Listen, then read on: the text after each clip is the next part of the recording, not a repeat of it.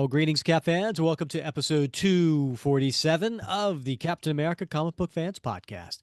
I'm Rick Verbanis. I'm your host, and I've got a co-host. His name is Bob Lucius. Oh, Bob, we're not toys. We're action figures. I don't know if that was Buzz Lightyear or if that was Toy Soldiers. I don't know. You're so close. Was I? So close. It was a 1998 movie Uh-huh. starring David Cross, Jay Marr, Dennis Leary, and Tommy Lee Jones. Oh my gosh. Should I give it to you? Yeah, please. Small Soldiers. Small Soldiers. Yes, I remember it. I can see it clearly. Yeah, the little Yeah. green army man. Man. and uh and the character who says we're not toys, we're action figures, is do you know the character's name? I don't. Major Chip Hazard. That's a great name. And he was voiced by Tommy Lee Jones. All right. All Bob, why right. am I greeting you with that quote? Well, let's see. We're going to be having Chip Zdarsky on tonight Mm-hmm. episode, and Mm-hmm. we're talking about the army, kind of. So close, but I think the listeners who have read Captain America #1, which comes out today, will get the reference to "We're not toys, we're action figures." I read it and I don't get it. No, the scene where Cap and Reed Richards and he talks about his dad, how he loved Cap.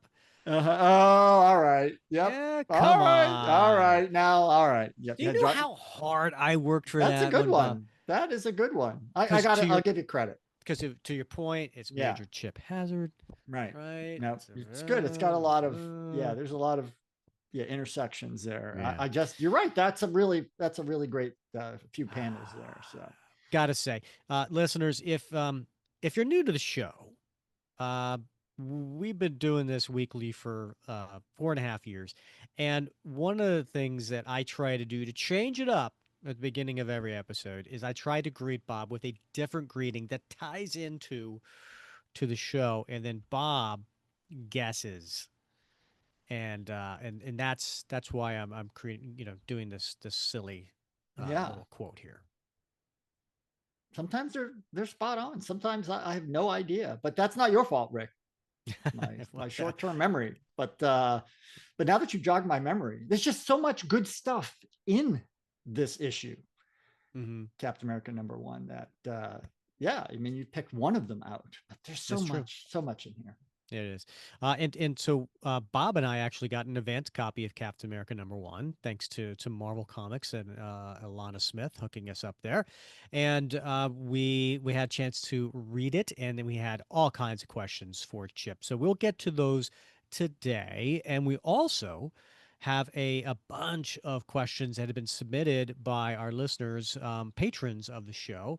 And if you would like to, in a future time, also be able to submit questions or get any other of our cool perks, you might want to check out buymeacoffee.com/Cap Comic Fans.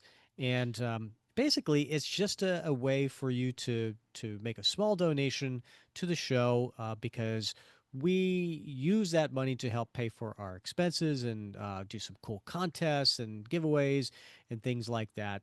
We truly do appreciate it. So you can check it out at buymeacoffee.com/Cap Comic Fans. The other thing that is really cool that we do with our listeners is we have a really cool Facebook group.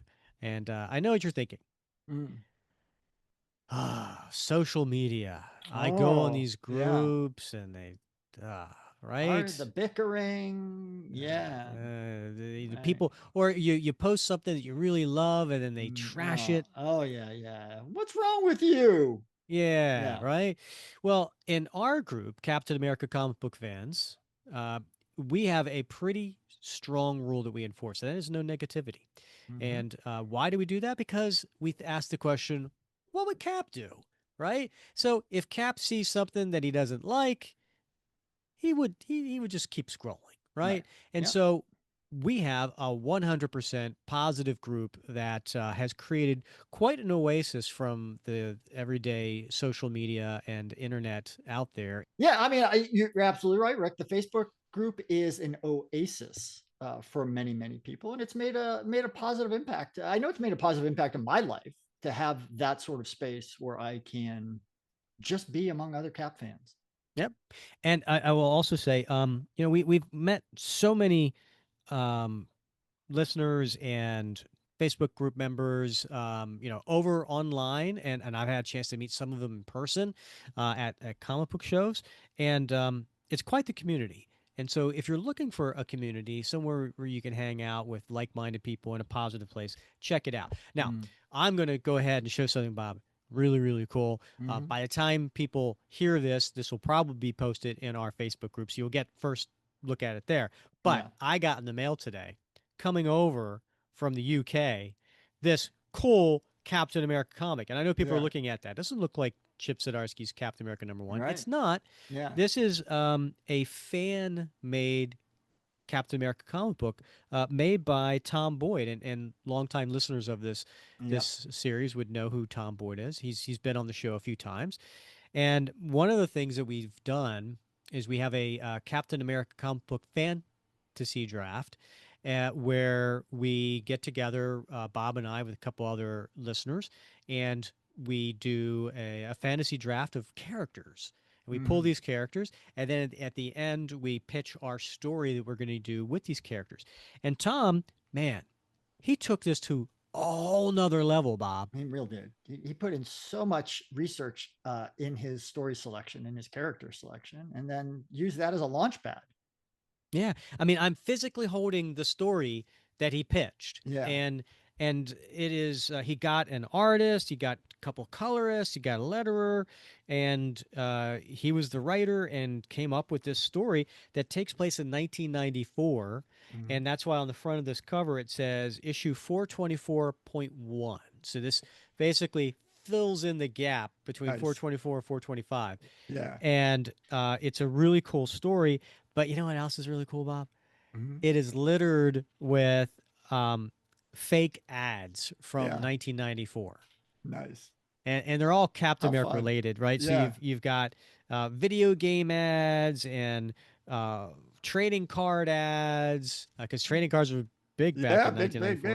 big. And he even did an ad to my comic book store that I used to own back Wow. in the day. Yeah. Uh, and then also, which is a lot of fun, there is a full page comic strip of you and me. What? I mean, Oh there's my. a strip of you and me. Now this takes place in 1994, so it Yeah. is the Captain America radio hour as opposed to the podcast. How much did that cost for that ad? Oh man, I don't I don't know. We paid in $94. Wow. Yeah. But anyway, Shadows over Albion, part 1 of 3. So can't wait to discuss this in the Facebook group, and Yeah.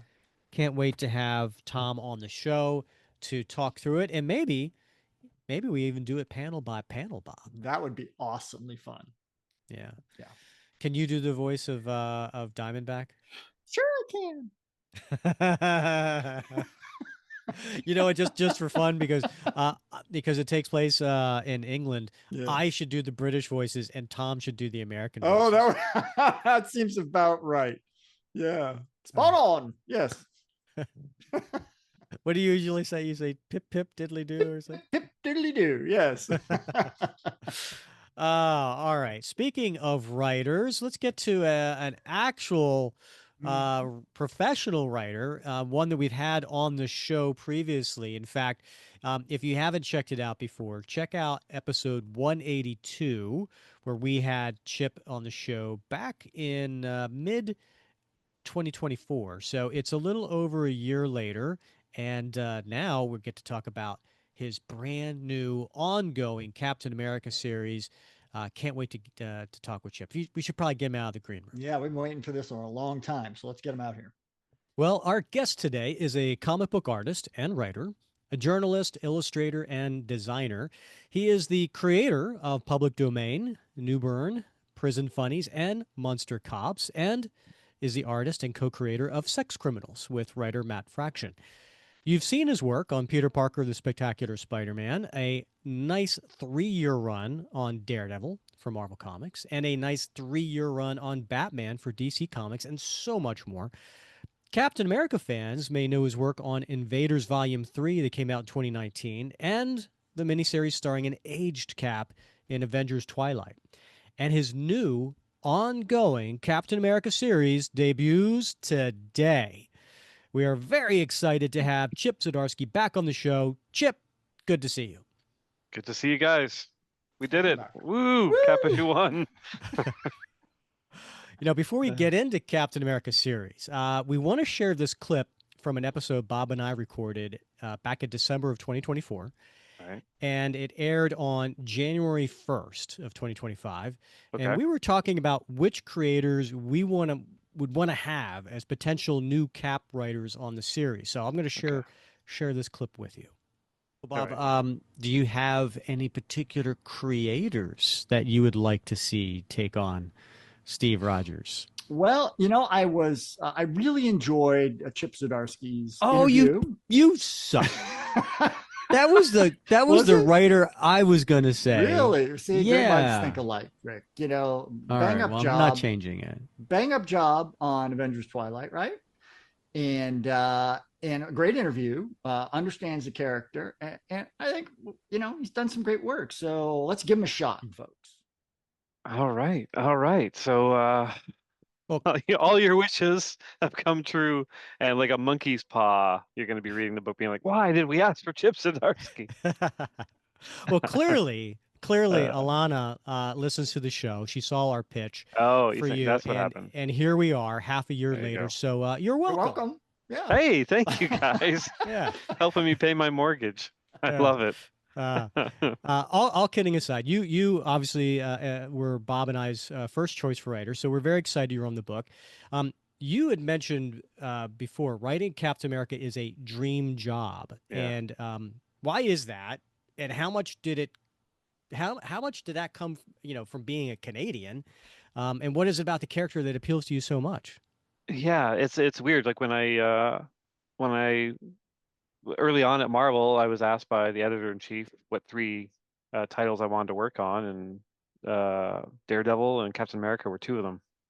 Um, so so yeah, it's been on my list for a long time, and the timing has never quite worked out. But yeah, I don't know. There's something. I think maybe because I'm Canadian, I was just a little bit more fascinated with American culture and America from the distance.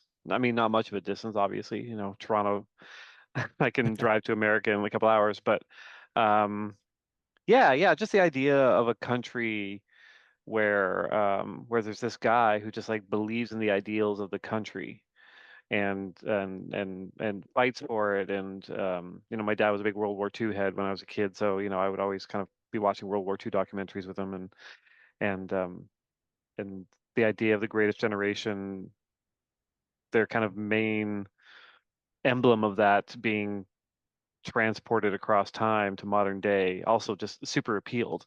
Like the man out of time stuff, like kind of comes and goes in the comics, obviously with the kind of the sliding timeline of it all. I think a lot of writers kind of forget, oh no, he's only been kicking around for like a few years. Like he should still be a little wowed by what's going on in the world around him. I was always fascinated with that, and just to have the kind of the Superman paragon qualities, but in a very human form, I think was really interesting to me as a kid. And my first real introduction to Captain America, besides the TV movies, which I have Uh, very fond memories of watching with my dad when my mom was out at bingo, um, was Marvel Superhero Secret Wars. Like that was the comic that kind of got me into collecting and reading them. And the first issue I bought at like a 7-Eleven was issue 7, which is just like Cap in distress on the cover. And it's all about like someone dying and oh God. And reading that, I was just like, it was fascinating to me that he was the character everyone listened to and everyone yeah, followed.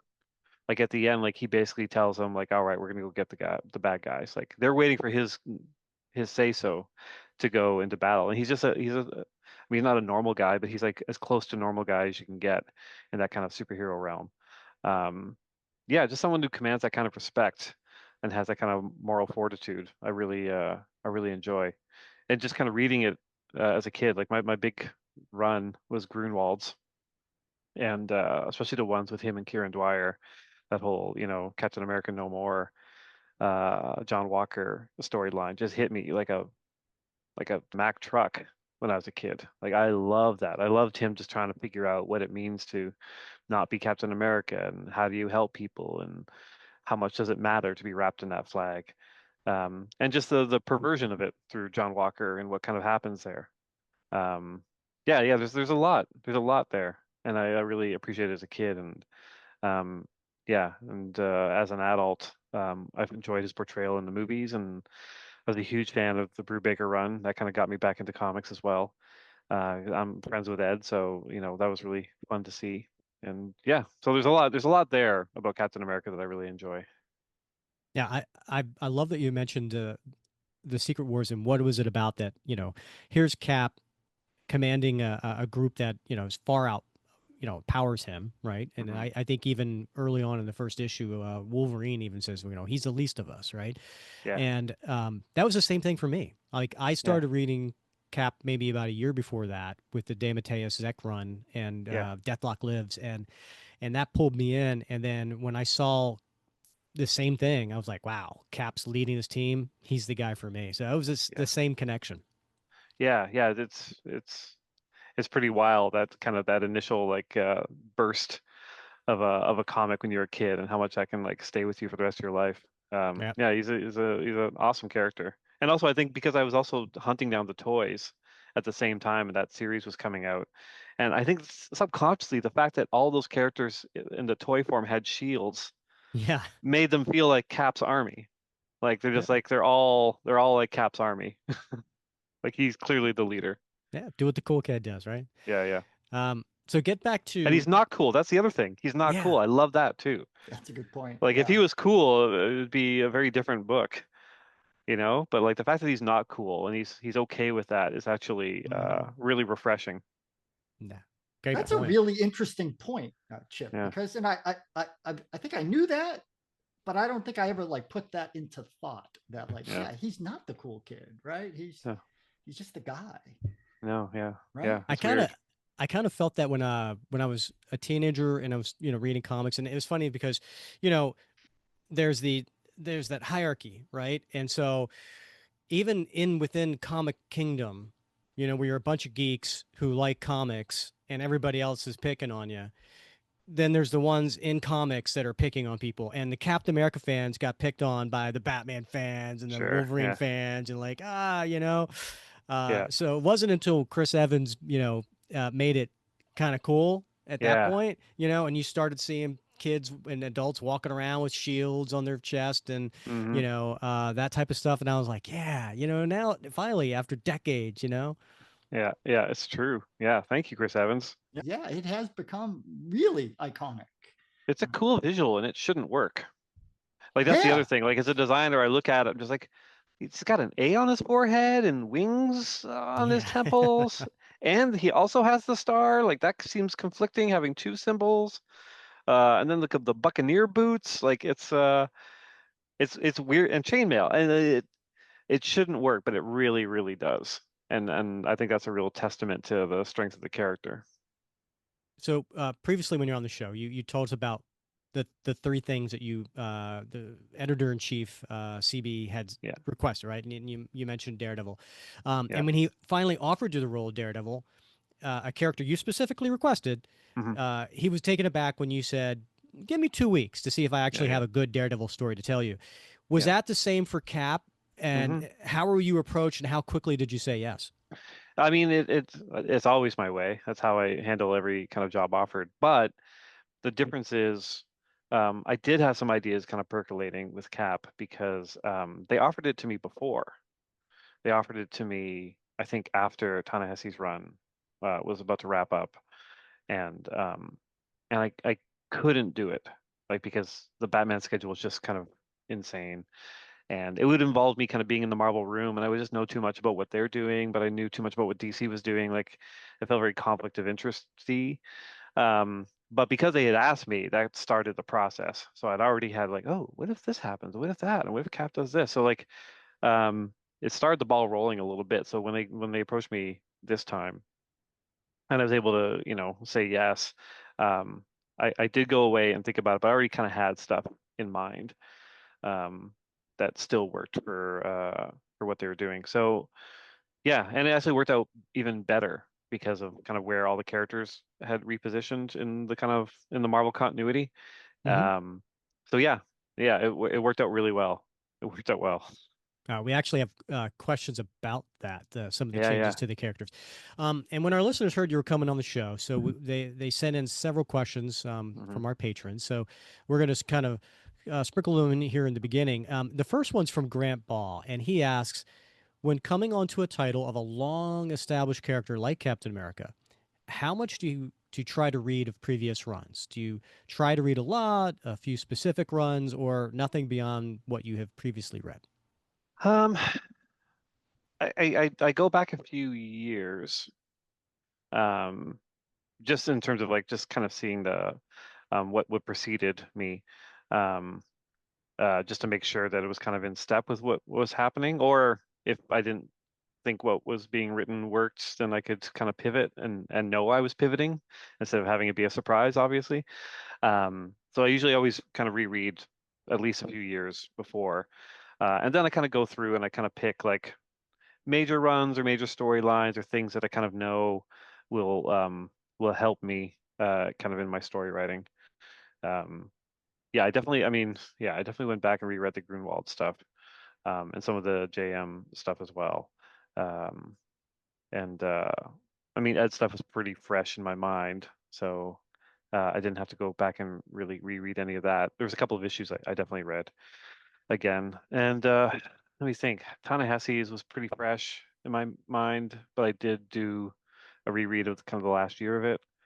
And JMS have been following as it's been coming out, so that was pretty easy. Yeah. So there's always little bits here and there that I kind of like I cherry pick a little bit. The only time I've ever read everything was doing I did a series called Spider-Man Life Story, and because it kind of dealt with the entire history of the character, I reread all of Amazing Spider-Man, Wow. which was I mean, it was a fun week. I'm just like, this is my job. I got to sit in a Starbucks and read comics all day. Thank God for the Marvel Unlimited app. It made it a lot easier. Um, yeah, and that was just kind of an OCD part of my brain. I just didn't want to miss anything. Like if there was like a little bit that could have helped me, I didn't want to like blow that opportunity. Um, yeah. Well, I want to build on that a little bit because another one of our patrons, Mark Domeyer, wants to know, after seeing your fresh takes on Spider-Man and Daredevil, how do Mhm. you keep coming up with new ideas for characters that are decades old? Well, I mean, uh, my old pal Matt Fraction put it really well once, and I always keep it in mind, is that when you're working on books like this, featuring characters who've had so many stories told, you've got to picture yourself being in a cover band. Like the song is the same, but you're putting your spin on it. Like there's nothing revolutionary about my Daredevil story or run. Like when you actually break it down, it's kind of a Daredevil story has been done before several times of him getting broken down, no longer Daredevil, builds himself back up, becomes Daredevil again. I just kind of took it a step further and just kind of had him kind of keep elevating past that point to like what does Daredevil mean to the world kind of thing. Um, and Batman is similar. You just kind of like I took kind of like Grant Morrison's stuff and Mark Waid's stuff from Tower of Babel, and I kind of asked myself some what if questions and kind of combined them and built off of that. Um, so yeah, you're singing the same song, but you're putting your spin on it, and uh, and I don't think there's anything wrong with that.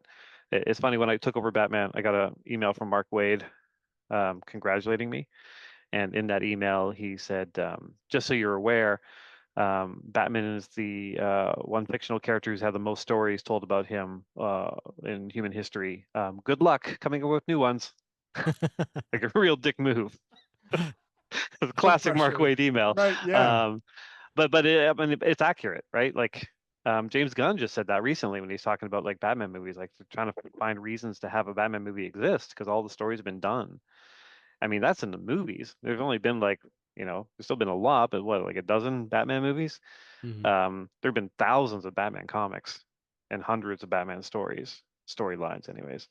Um, so yeah, it's trickier in comics, but you just kind of have to like just ask yourself kind of what if questions when you jump onto a title, like what if this happened, or what if this didn't happen, or because this happened, maybe something else can happen. Like it's weirdly, it's like it's fan fiction, right? Because you're reading the stuff as a fan and you're kind of extrapolating from it and seeing what could come from it.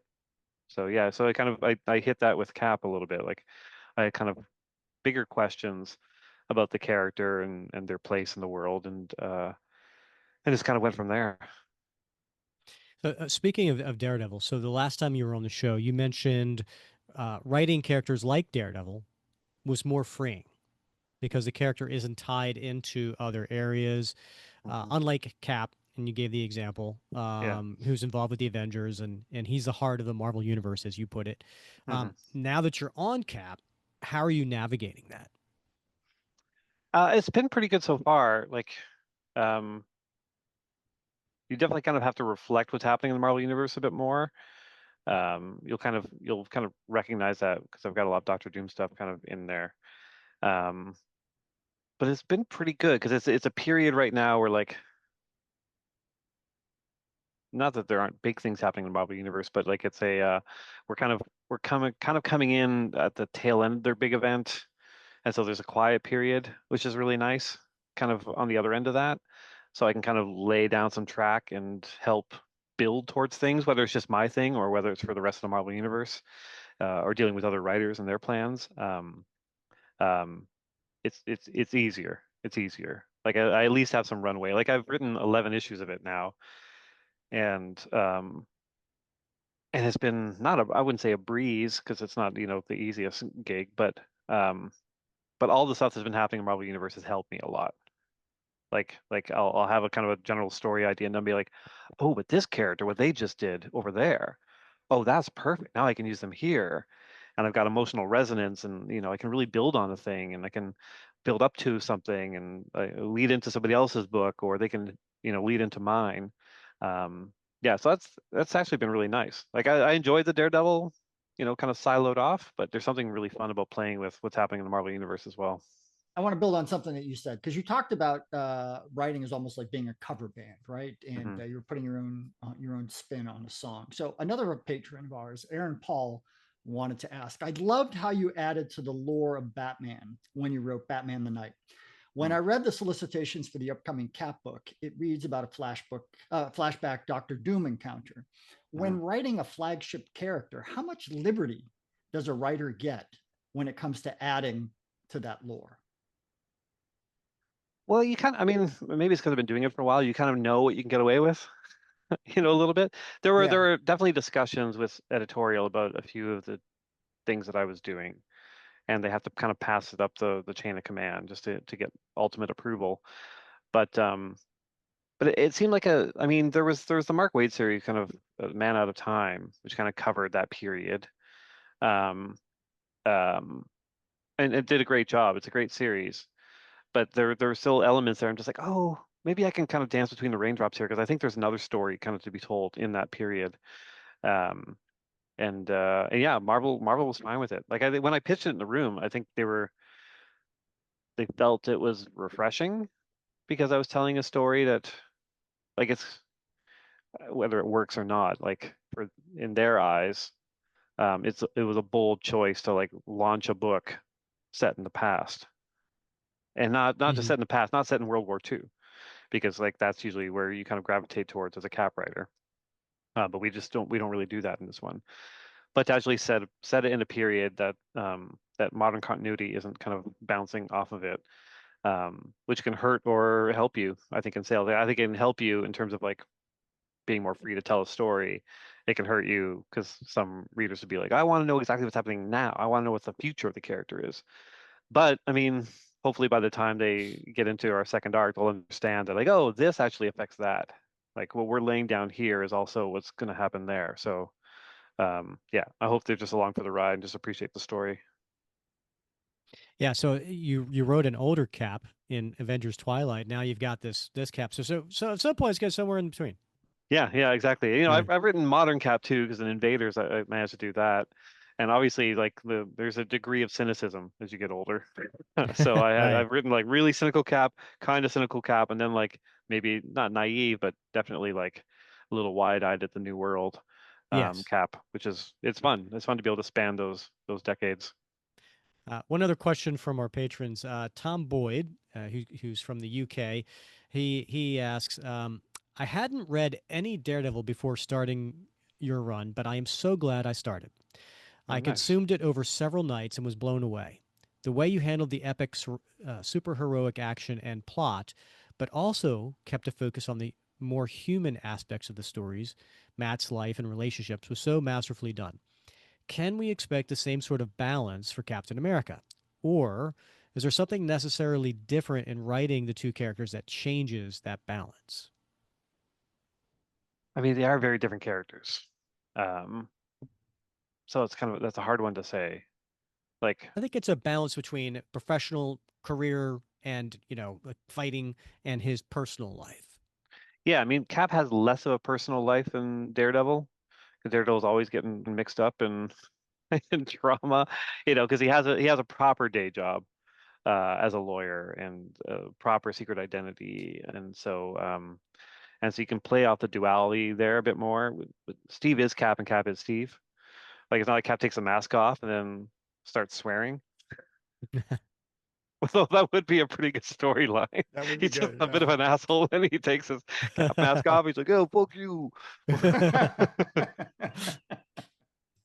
I don't know. I was just reminded of this. I did an interview yesterday for the book, and I said it'd be really funny if, like, modern Cap, he was able to kind of like keep up with the times and stuff. But the one thing he couldn't quite get his head around was tipping culture, and so he always just put 5% out every time he finished a meal. It was like, I thought he was a good guy, but this asshole went for fucking $2 on a $40 meal. That's He just hilarious, can't. He actually. can't get out of it. Yeah. Um, his one flaw as a character. So yeah, so anyway, Steve is Cap and Cap is Steve. So, and obviously he has relationships. He has like romantic relationships like with Sharon. He has friendships with like Bucky and Sam, and you play with those, but there's not the dichotomy there that there is with Daredevil, or say Spider-Man or Superman or any of these characters with secret identities who kind of present one thing and are another at home, or Batman. So it's a little bit trickier. It's not that I have less to play with, but you just have to always remember, like, oh no, you're taking this guy kind of straight on, like he is who he is from panel to panel, from page to page. I think it's why he's got such a robust cast around him, Mhm. just to be able to play off of that a bit more freely. All right. Well, let's dive into Captain America #1, Okay, all which right. comes out today, July 2nd.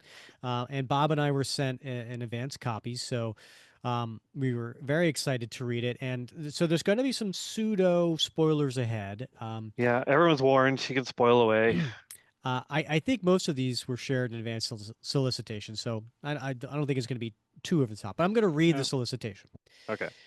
While Captain America slumbered in ice, the world changed, for better and for worse. He awakens to a reality where battles are fought in the shadows through secrets and subterfuge, and villains aren't so easily to identify. When a fledgling dictator named Victor Von Doom conquers Latveria, Steve faces a critical decision: adopt to a new kind of warfare or forge his own path. And what will the choice he make in the past mean for his future? So this flashback is to when Steve was freshly out of the ice, maybe a week or Hmm. so. And Yeah. the number one question on readers' minds is, are you filling in the gaps? I think to your quote, dance between the raindrops. Um, or are there elements where you are actually retconning Steve's history to happen a different way? I mean, there is yeah, that's a tricky one, because there is a retcon. Like, I am going to go full spoilers here because it's the day after. People, if they're watching the video now, they've either read it, or they want to know the spoilers, so we'll just go into it. I retconned based on the sliding timeline a bit. Like, yeah, it's kind of evident in this issue. Cap has woken up roughly 10 years ago, because that's kind of how the sliding timeline works, Hmm. where you kind of have in your mind that the FF kind of started 10 years ago, so everything kind of has happened in that period, which is obviously bonkers when you think of everything that's happened. But that's how it's played out. And so Cap has awoken post 9/11 into a bit more of a modern world than maybe we've kind of shown him to have woken up in the past. Though Mark did that in The Man Out of Time and Mini as well. Like all the references were a lot more modern.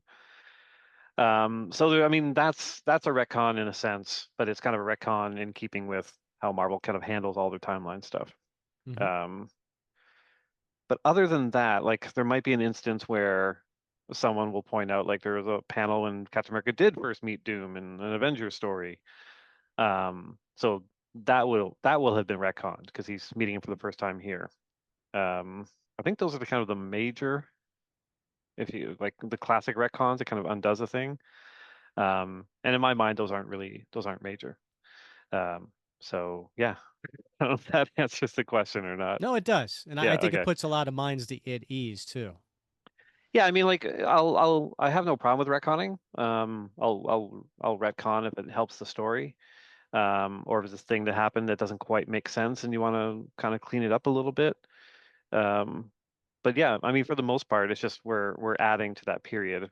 Like in my mind, um, like this is about him being a soldier when he returns, and so not that it's a mistake, but it's always kind of been weird for me that he woke up out of the ice, and as far as he was concerned, he just fell asleep and it was World War II, and then he just woke up and these Avengers are here and he helps them fight their first battle together, and then he just joins the team. But like the U.S. Army still exists in this world, like, and he Yeah. was a soldier yesterday, so I feel like his first instinct after that initial fight would be go back to base Hmm. and check in and see what the state of the army is and the world is and what happened and so while it's not a retcon, it's definitely like definitely inserting a little bit of extra kind of history uh, into this period. It does seem though that I mean, one more of those retcons is you seem to have Cap showing up in that Fantastic Four #1 story where they're battling Giganto on the cover. I mean, that was mostly just the fact that I kept thinking it was just like a big street destroying kind of character Yeah. that Cap could show up with, and I was just like, well, it's got to be Mole Man. But like, I was worried that people were just gonna be like, oh, he showed up in their first fight, but like, it's not their first fight. Okay. The FF have been around for a while because the army, knows everything about Reed and Doom, and Doom's been kind of battling the FF for a little bit at that That's a point. good point. That's a good So point. Because yeah, so I yeah, know the fact that it's like Valerio kind of drew him to be. I just said monsters. I just oh, didn't all right. I didn't Okay. Well, it was dictate. very compelling, right? Because we know that like we think he met Fantastic Four for the first Yeah, time yeah, in issue 26. So a lot of yeah, my people are going to be scratching their heads. So yeah. God, thank No, you for clearing that yeah, up. yeah. Don't worry. That'd be a wild retcon. He's like, oh no, he has it right from the beginning. The Avengers hadn't even formed yet. Like, would have been a massive mistake. Yeah, because the first interaction between Steve and Reed that you wrote Yeah. was pretty cool. Oh, cool. And to Thanks. to Bob's point, Fantastic Four 26, which came out in 1964, um, theoretically is the first meeting. But in that story, I actually went back and read it yesterday. Okay. Yeah. Reed didn't act like he had never met Cap before, Yeah. right? So it stands to reason the first time was never captured in a story until now. Yeah. And it was a nice touch to have Reed say that his dad idolized Cap. Yeah. I really like that, and I don't want to give anything away, but the mention of Bucky in this scene was a really great moment. Oh, thanks. Yeah, I was really happy with how that turned out, and Valerio drew the hell out of it. And yeah, the Reed thing is also like a sliding timeline retcon because like Reed fought in World War II, like originally, right? Sure. Like Right. Yeah. so he Right. he Yeah. would know Yeah. he would know Cap as like a guy who's out there fighting as well. Yeah. Um, And so obviously that can't be the case now, but I still wanted that kind of Cap connection and kind of doing it through his dad and, you know, the his childhood seemed to work. Because I think people just look back fondly on Cap and be like, no, that's what a hero looks like. And I think there's something about it making it feel less silly for modern heroes to wear these kind of costumes because Cap did it, right? And Caps was like, you know, arguably not the silliest, but again, like the star, the colors, the wingtips, like Mhm. there it was very big and bright and bold. And I think that gives kind of the modern characters a license to do that as well. You mentioned the fact that in your in the timing sliding timeline, you've got Cap waking up about 10 years ago. Now, having Roughly, yeah. having read that first issue, I would have placed it a little further back based Yeah. on you know, we see this mysterious character David Colton witnessing 9 Hmm. 11, and we see him Yeah. serving, you know, a few years later in Yeah. Iraq at the toppling of Saddam's statue, and we see this lieutenant in the army who's got some mental health issues at the Hmm. UN. Um, is there a reason why that period seems to be a turning point in this story, like a sort of like a center point, or is it just sort of random and convenient? The point being kind of September 11th. Yeah, that period, you know, that there's historical turning points, and that was a major one by Hmm. any argument. But Yeah, there's yeah, been other ones before and after. That, yeah. It felt close enough and yet distant enough to work, I think, for okay. the story. No, because you don't want it to be something that happened like 10 years ago, Mm, because then it really kind of takes you out of the story, I think. But enough time has kind of passed since September 11th, um, that that can be kind of the focal point, and things can progress since then without Cap, and then Cap shows up. mm. So I think just timeline wise, it kind of seemed to work uh, for the story, and yeah, yeah, it felt like a proper kind of place to put Cap. And like when I kind of started doing the math on it all, I'm just like, you know, that 10-year thing is a wobbly number. And that was the discussion I had with Marvel editorial, because they were just like, no, like, you know, internally Cap was there at 9/11, like we, you know, we did that issue and he was Oh, the big right. point of Yeah. it. And I'm like, yeah, that's true. It happened, but also it didn't happen. Like you kind of it's both things at the same time. Like you read that Yeah. comic, Right. it happened, but like the sliding timeline of it all kind of has to shift it. And I told him, like, if you don't change it now, what do you do in 20 years? Like then That's a it's just good going to point. seem Yeah. really weird, because it'd be like Yeah. Cap showing up, you know, uh, after Pearl Harbor happened. Like it doesn't, like Right. it stops making Yeah. sense. And so Yeah. I said, you either do it now or you just run into the problem later and you do it then. Yeah. I mean, it took Um, forever. I mean, Cap woke up in the 60s, and it really took forever to update that a little bit. Yeah, and But that's wild when you think about that. Like the fact that it yeah. was like 15 years or so. Hmm. Yeah. Like he's a Yeah, he was man a out of man at a time. time, and it was less than 20 years. Yeah. Yeah, yeah, yeah. Yeah. And the fact that that keeps that gap will always get larger, like by necessity, unless they completely retcon Cap and you know we fought during a different war. But I think that changes everything way too much. Because like Marvel did introduce like a fake war at some point, like a war where Tony Stark got injured in and the Punisher fought in. Oh, Like right. Yeah. they made up like a new country and a new war, Yeah. Yeah. just so they Yeah. never have to do that again, It because was like an they did Asian that for. country, right? Some sort of made up. Yeah. Yeah. Yeah, yeah, exactly. Yeah. Which is always kind of weirdly American centric and quasi racist. Just the idea, just like, oh, we'll just make up a country and just drop it in there, like not caring about the actual countries that exist there. You're right. Um, but yeah, Well, I because mean, like what Americans are gonna see? Maybe in Canada, you guys know your geography Yeah. very Do well, but in geography. yeah. America, we don't. They're like, that's a real country. Well, it's always Yeah. funny because like you know, like writing this story, I'm just like I make references to countries outside Latveria, so I keep looking for like maps of Latveria online, and like you know, sure enough, they just kind of like plunked it in and just kind of carved out a chunk of Hungary and like, you know, Croatia. Just like, how weird would it be to be living in that area? Right. Right. And like Marvel just completely just like, yeah, no, your city doesn't exist because we Uh, needed a place to put Latveria. It's Hmm. very funny. Um, yeah, yeah. So yeah. So like Tony Stark was like the Korean War, and then I think they updated to Afghanistan, and then they were just like, okay, we can't keep doing this every every 10 or 15 years to make it make sense. him and Frank Castle, and so they invented this fake war. But you can't do that with Cap. Like Cap is World War II, and it's like so much is tied into that. Like there's no way you could shift that.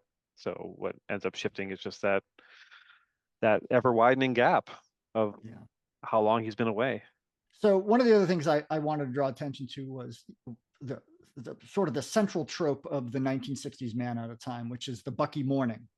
And of course, this story takes place about a week or so, as you mentioned, after Cap Yeah. waking up out of the ice. I mean, he doesn't seem to be burdened by that as much, and it got a bit overwrought, obviously in the 1960s. But he does seem to be very focused on this idea of being a symbol, Yeah. and worried about that symbol, about his individuality being submerged within that symbol, and him disappearing in that process. Is that going to be a thread that we're going to see as sort of being a burden that he wrestles with? It's more so in this first arc because of the time period. Okay. Like I think by the time we're in our second, third arcs, it's back to kind of modern Cap. So he's settled into it a bit more. But yeah, there's that I kind of have a thing of, Doom is more Doom because of the costume and because of that mask. That kind of makes him more of who he is. And Cap, it's the kind of the same thing. You put on that costume and you inspire people, and it's not a fake it till you make it, but it kind of a little bit like that, like you're a symbol. And in death, you become a bigger symbol. So coming back to this world, like, he's gonna have to get used to, because he wasn't part of society really as Captain America until this point. Like he dressed up as Cap and he went off to war. like like Captain America has not been in America up until this point, That's a good really. point. Yeah. Like he went through the process, and I'm sure there's a few stories where he comes back to America, but like ultimately he was in European battlefield for his entire career as Captain America before he woke up with the Avengers, and Right. to and and yeah, and so I mean the reaction to that changes too over time. If it was only 15 years, then people know Cap a bit more. They're like, hey, I fought with you, or my dad fought with you, like Right. um whereas now it's not quite the same thing. Like Yeah. he's kind of legendary, but maybe even a little bit forgotten because of the amount of time and people's attention spans, things like that. And the Bucky stuff's interesting too, because 15 years, it's a life cut short. Like Cap wakes up and Bucky's dead, and he should be there. Right. Like he Should should have kids, right? Be Bucky should married, be have there, kids. yeah, Yeah. married with kids or whatever, living his best post-war life. Whereas waking up 60 years later, um, it's a different thing. And also, Mark touched upon the Bucky stuff a lot in Man Out of Time, so I didn't want to like kind of double dip there. You got to pay homage to it, obviously, because that's a big part of him kind of waking up again. But you also don't want to dwell on it, because that was already such a huge part of almost every story about Cap kind of out of the ice and Yeah. in the modern world. And I wanted to make sure that this had some propulsion to it. Well, the last time you were on the show, you were talking about Bucky and the 2019 Invaders story.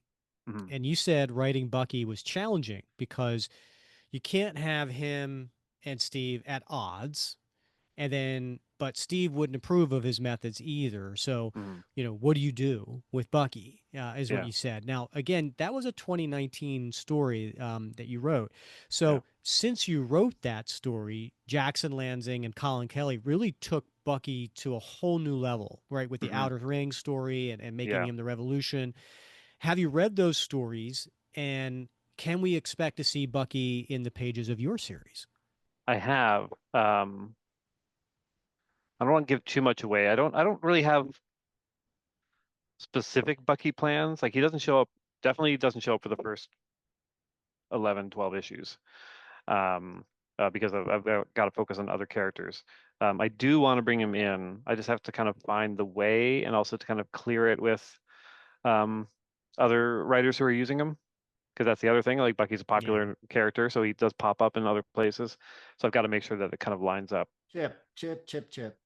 Uh, I don't even know how to ask this question, but you have done something in this first story that will be a point of debate for the ages. Good. And I don't even know if you realize this. Maybe it was intentional, maybe it was unintentional, Probably not. but you have General Thaddeus Yeah. Ross call Steve Rogers by the rank of captain. Not Hmm. Captain America, but Captain Stephen Rogers. Yeah. Did you realize how contentious a statement like that might be? No, I know. I want him to get the commander designation later on. I say this because we Oh, have, believe it or not, we have had these debates in the Captain America comic book And fans. also, I don't know if you remember, but Bob was a 25-year Marine. So this is a subject near and dear to his heart. all right, all right. So we've had these debates, and people have very strong opinions on both sides, whether it was an honorific, whether it was an actual captain, Yeah. we talked about, the Paulo Rivera mythos story where, he has that rank and it's bestowed upon him, but it remains a very, debate worthy topic. So I wondered if it was, Yeah. sort of an intentional sort of thing or. I mean, it wasn't to wade into any kind of debate. I was just like, yeah, let's just make him a captain. And Oh, there's your I'll answer, accept. Bob. I'll accept Yeah, that. yeah, yeah. So what can you tell us about your working style with artist Valerio Schiti? God. You mentioned previously that you typically write scripts and you share the notes with the artists that you work with. And Mhm. is that the same here, or what can you tell us about Schiti's work? I mean, I've worked with Valerio before. We did Marvel 2-in-1 together, and that's when I discovered he's a genius. And since then, he's gone on to these like massive heights. Um, yeah, he's I mean, he's awesome. And I wanted to work with him again really badly. So when his name came up, I was like, oh yeah, 100%. Um, yeah, no, with Valerio, I just kind of I told him the broad strokes of what I'm going to be doing, and then I sent in the first script. But also he inquired about kind of my reading material for it because I read a bunch of kind of nonfiction books leading into this, and I reference them. I think maybe in the script that he might want to check it out. And I think one of them, unfortunately, is not available in Italian. That's one of the issues with the language barrier there. But yeah, he was very keen to kind of know where I'm coming from with a lot of the story elements. And his designs are so great because there's a lot of new characters that kind of pop up, and that's been amazing to see. And I think he views this as like a real breath of fresh air for him because Marvel has taken advantage of the fact that he's so fast and good that they put him in all these giant event books, like Judgment Day with 1 million characters and Avengers with 1 million characters, and like that's exhausting for an artist. So getting to draw Cap, I think has been a joy for him. And then on top of that, Frank Martin Jr., our colorist, I made a big push to get him onto the book because I think him and Valerio worked really well in Marvel 2-in-1. I love Frank's colors and he really thinks about it. And that was fascinating as well because Frank is a colorist who thinks a lot about color. Hmm. And we've had emails back and forth where he's just kind of asking me tonally where the story goes because he wants to know where to start with the color and where to move with the color. And that's an amazing thing. Like the fact that like thematically he's thinking about color. Like what should this setting feel like and where are we headed? I don't want to start too dark if we're going darker. I don't want to start too light or bright if if we got more sunshine coming. Like he really wanted to know kind of the themes. And yeah, they've both been amazing. Like I can't speak highly enough of both of them. Like they're both just top of the line professionals on this. And yeah, I think combined they're producing the best work of their careers. Yeah, I mean, it is amazing to look at. And Valerio does, I believe, the inking as well. So, Yeah. and it's interesting. If I had to describe the styles a little bit, I Hmm. probably would go somewhere between like a combination of like a Terry Dodson meets Cully Hamner. Um, Yeah. Yeah. I mean, I see Valerio and a bunch of kind of that generation of artists to be kind of descendants of Stuart Immonen yeah, oh, because yeah, yeah, I can see they've that. really got they're able to really emote with their kind of expressions, almost go a little cartoony, but also really ground it in realism. Um, and everything feels solid. Like he's such a solid artist, and Frank as well, just like grounds it all amazingly. Yeah, yeah, it's great stuff. Yeah, Um, beautiful. We do have one last patron question. Yeah. And this one, her name's Ash Barnes, and she says a few years ago, Chip Zdarsky had this interaction on Twitter, and I'll for those watching, I will put the image up on the screen. It went viral online, and has since been the subject of many memes.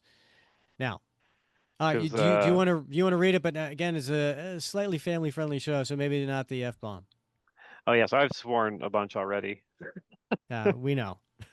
Yeah, yeah. Please, You know what? please, Today, it's please not a bleep big it deal. out. Yeah, it's funny because the screen grab I just kind of pulled up. I typed in a Daredevil cry sex, and I pulled it up. Um, somebody was kind of tweeting about whether or not Daredevil cries during sex, Hmm. and somebody responded and said Matt Murdock cries during sex, and I was tagged, and so I had to respond. I said, sorry, he cries before sex, he cries after sex, but never during sex. During sex, he has a effing job to do. That's right. I And stand by it. apparently That's this canon. blew up.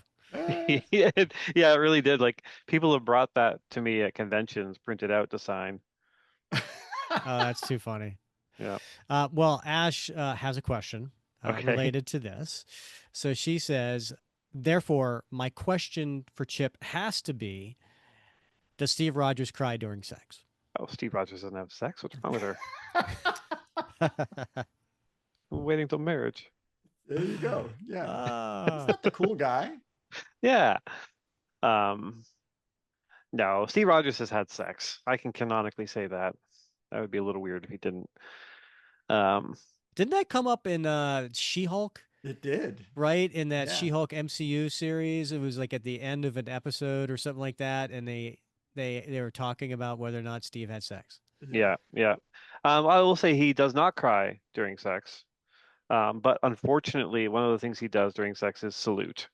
And that I thought you were going to sometimes, say hum patriotically, but no, so that sometimes hurts his partner, and he feels really bad about it. And maybe he cries at that point. I don't know. uh, Oh, very nice. All right. The last time you were on the show, I mentioned to you that a certain percentage of listeners stopped reading new comics years ago.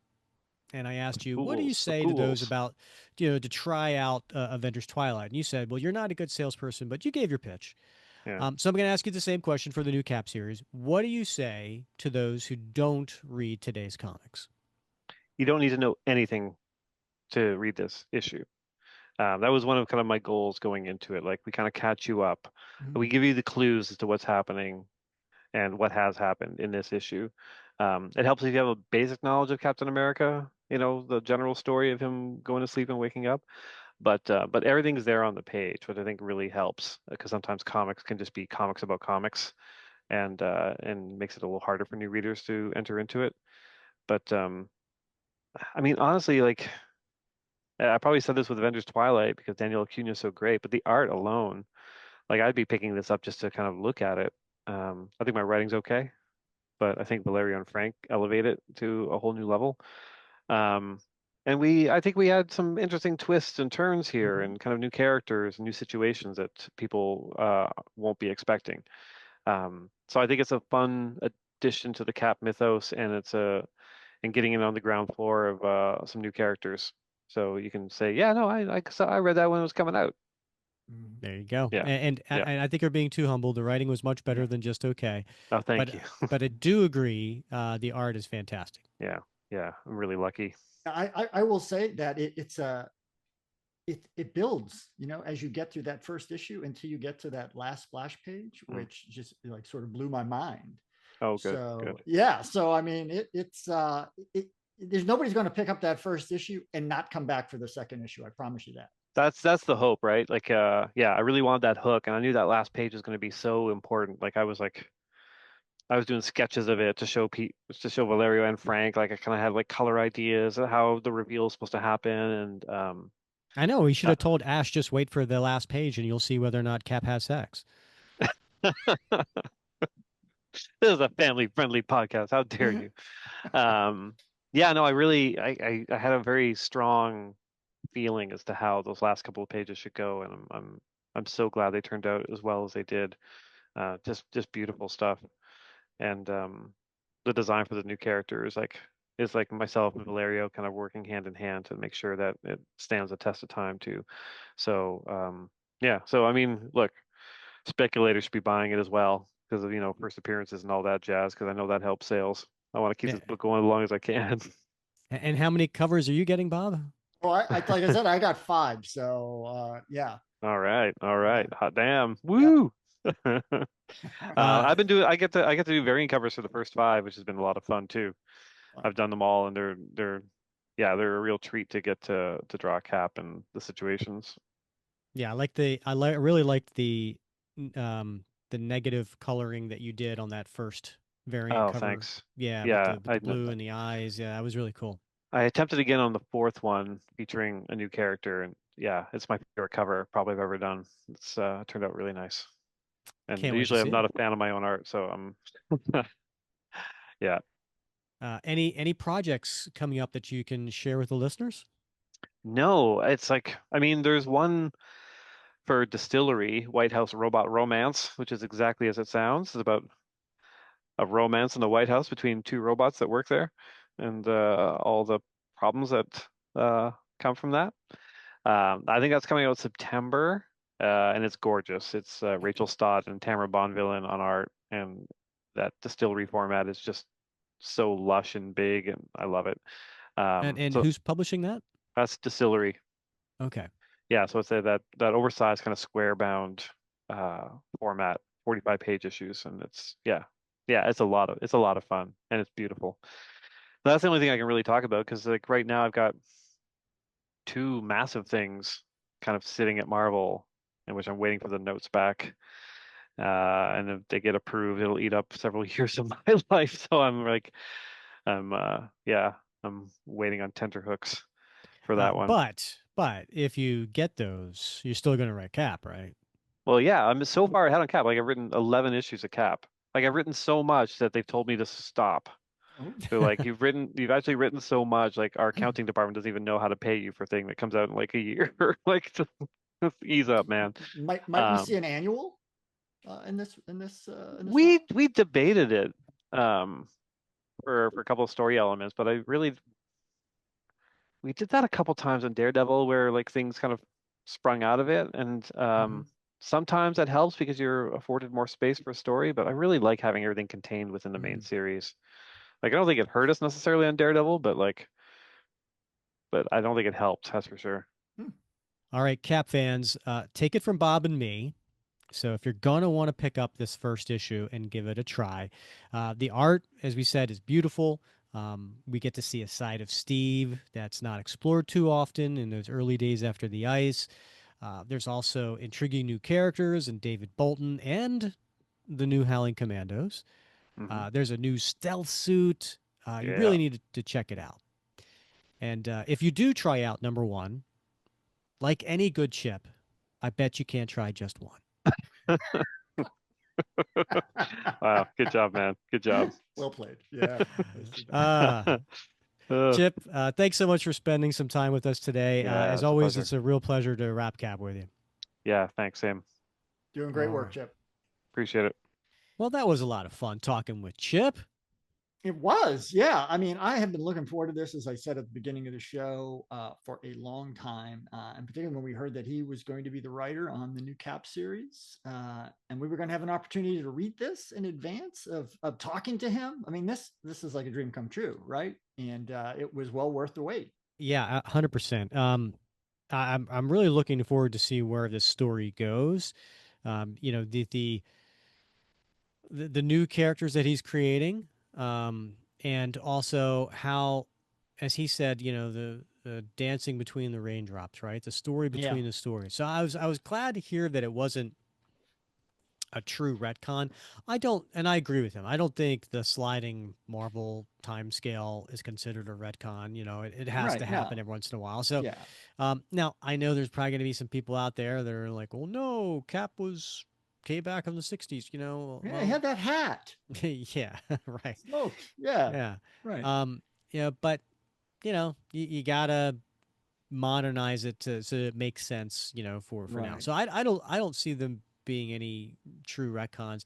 I'm really glad that you asked him about the monster from Hmm. Fantastic Four, because I also got the impression that was the cover to Fantastic Four #1, Yeah. and it turns out that it wasn't, Right. because then that would have been a little that's retconny, right? Yeah, it's retconning. But it Yeah. wasn't. It was just um, a time where he met, and then like I said, I did read that Fantastic Four issue, and I was looking for it. I was like, Yeah. he interacts with Cap, but he never is like, "Nice to meet you." Right.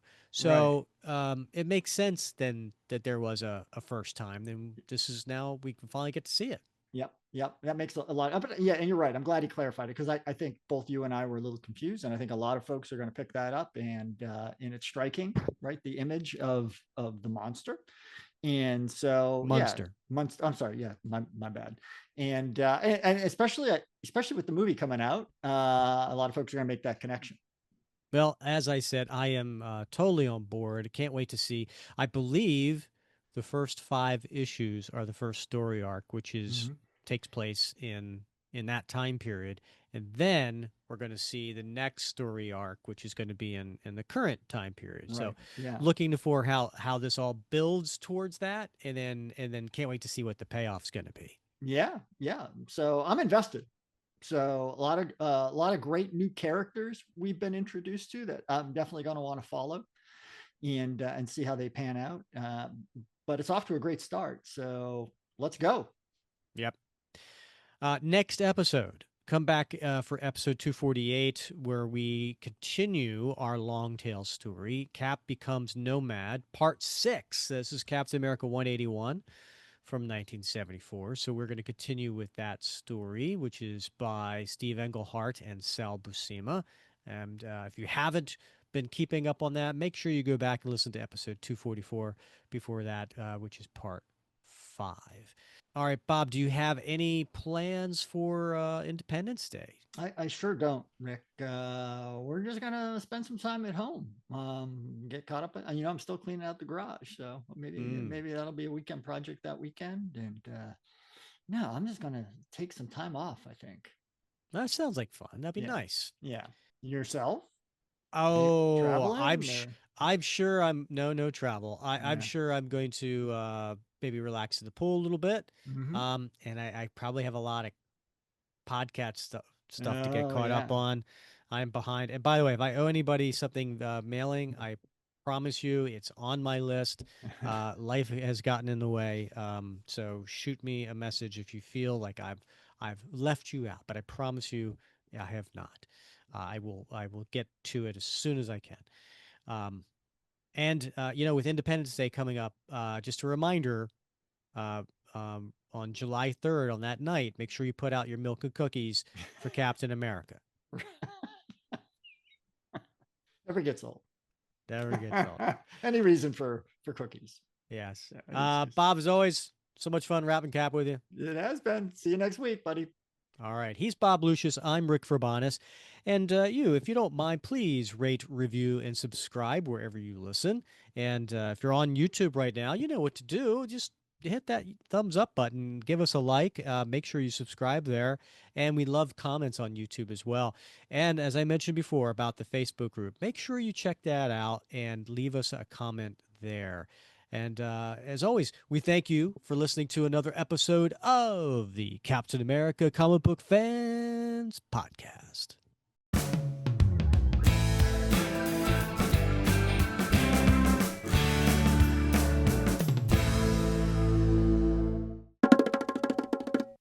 I love the tension, the build up. Oh, this is all getting edited Ah, out. Gosh. can't edit it out if I'm singing all throughout it.